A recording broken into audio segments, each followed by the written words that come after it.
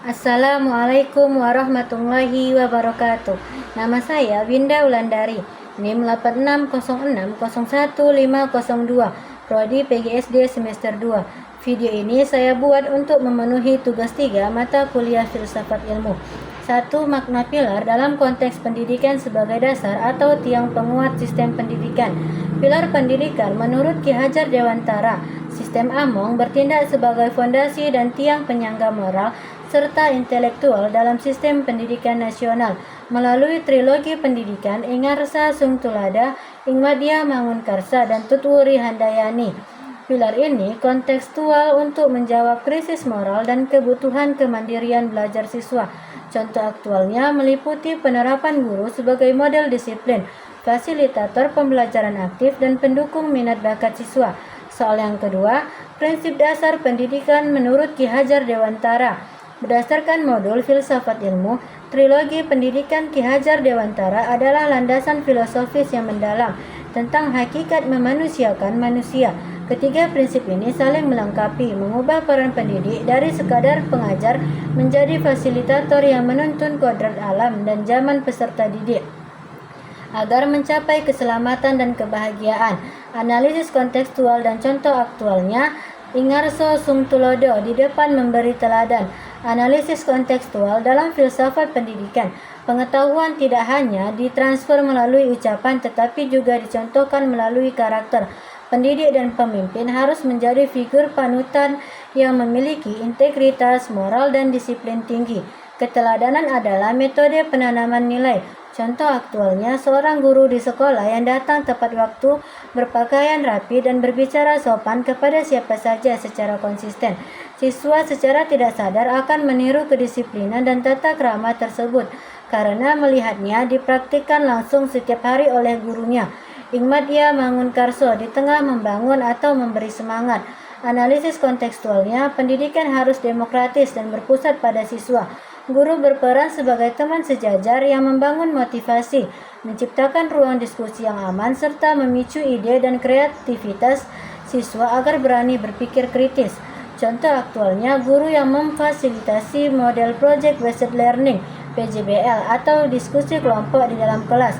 Guru memposisikan diri berjalan dari satu meja ke meja lain, mendengarkan, memberikan ide alternatif, dan memotivasi kelompok yang mengalami jalan buntu dalam memecahkan masalah.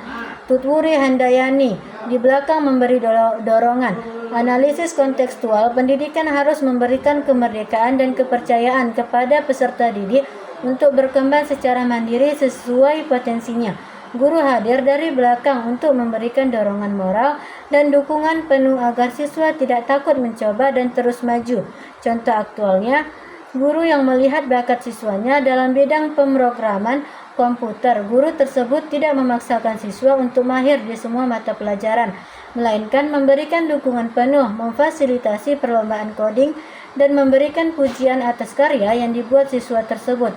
Soal yang ketiga, analisis relevansi dan tantangan penerapan prinsip tersebut dalam era digital, misalnya dalam pembelajaran daring, literasi digital, karakter peserta didik, dan peran guru. Berikut adalah analisis relevansi dan tantangan penerapan prinsip tersebut di era digital. 1. Pembelajaran daring, online learning. Relevansi pembelajaran jarak jauh membutuhkan kemandirian belajar. Konsep Tutwuri Handayani memberi dorongan dari belakang. Sangat relevan di mana guru bertindak sebagai fasilitator yang memotivasi siswa untuk belajar secara mandiri, menggunakan modul digital, bukan sekadar instruktur searah. Tantangan menghilangkan sekat ruang dan waktu seringkali mengurangi interaksi emosional.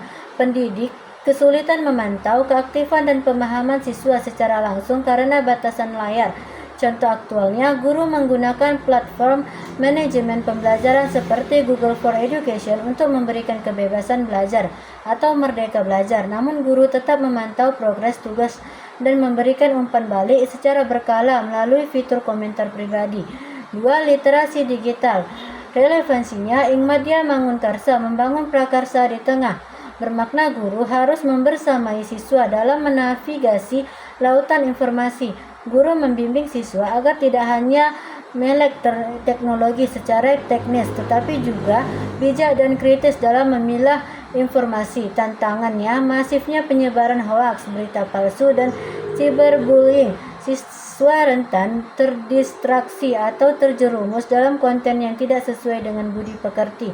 Contoh aktualnya, sekolah mengadakan program pembiasaan digital dengan mengintegrasikan pedoman literasi dari Kementerian Komunikasi dan Informatika atau Kominfo, di mana guru mendampingi siswa memverifikasi fakta suatu berita dan mengajarkan etika berkomunikasi di media sosial. 3. Karakter peserta didik. Relevansi pendidikan karakter bertujuan memanusiakan manusia. Asas tripusat pendidikan, keluarga, sekolah, dan masyarakat. Menekankan pentingnya kolaborasi di era digital. Budi pekerti menjadi tameng atau filter agar siswa berakhlak mulia, meski memiliki kebebasan mengakses informasi. Tantangannya, sifat teknologi yang individualistis dapat mengikis nilai-nilai sosial, gotong royong, dan empati peserta didik. Contoh aktualnya adanya kolaborasi antara guru dan orang tua menggunakan grup komunikasi daring untuk memantau aktivitas ibadah dan perilaku anak di rumah, sehingga nilai budi pekerti terus terpantau secara konsisten. 4. Peran guru. Relevansi Ingarso Sungtulada di depan memberi teladan menuntut guru untuk menjadi model atau role model dalam penggunaan teknologi. Guru bukan lagi satu-satunya sumber ilmu, melainkan coach yang menuntun kodrat anak agar selamat dan bahagia.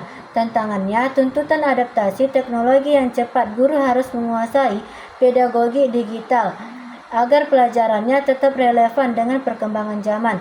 Contoh aktualnya, guru secara aktif mengikuti pelatihan peningkatan kompetensi pendidik digital seperti program guru penggerak Kementerian Pendidikan, Kebudayaan, Riset, dan Teknologi untuk menguasai metode pembelajaran kreatif berbasis teknologi.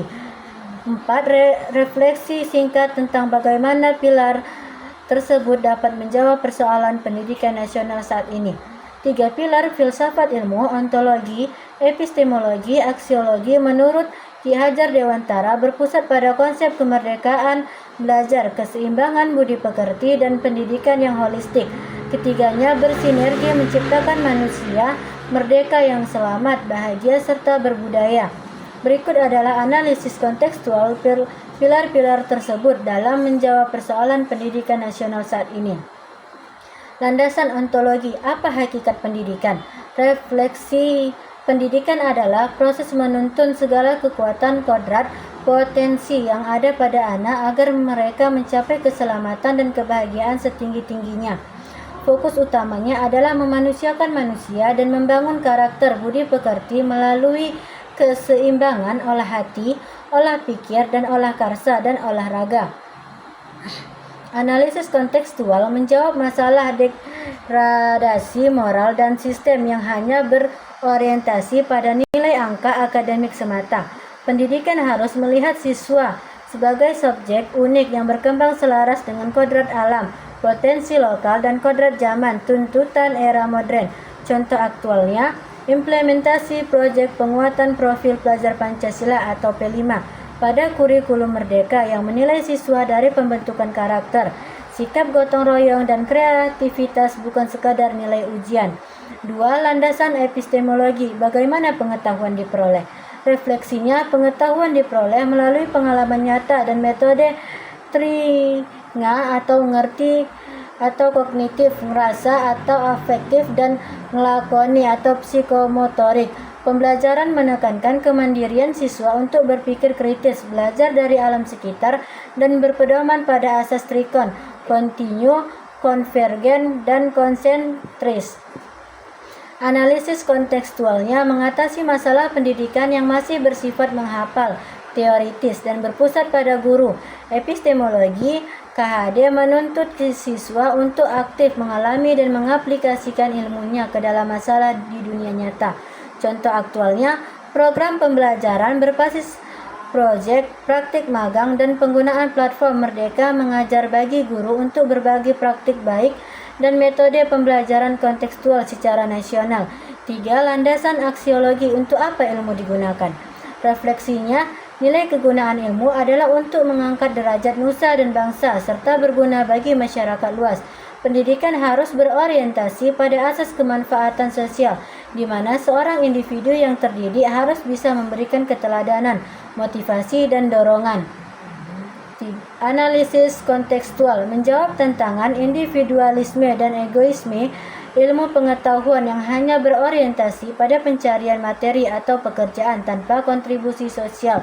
KHD menegaskan bahwa ilmu harus membawa faedah bagi kemajuan peradaban.